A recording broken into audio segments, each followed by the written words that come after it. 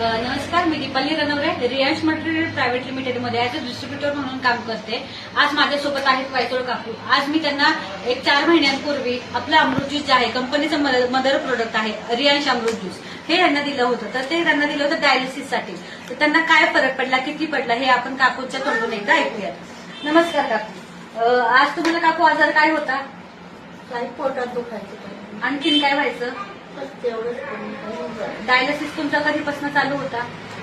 अमृत juice घ्यायच्या आधी साधारण किती दिवस, किती महिने चालू होता?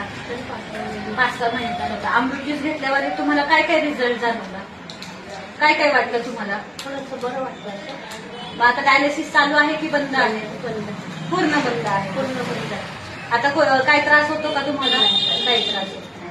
तर बघा मित्रांनो, आज आपल्या अमृत ज्यूस म्हणजे काकूंचं जे डायलिसिस चालू होतं, आठवड्यातनं 3 वेळा चालू होतं, ते पूर्णपणे बंद झालेलं आहे. का तर फक्त आपलं अमृत ज्यूस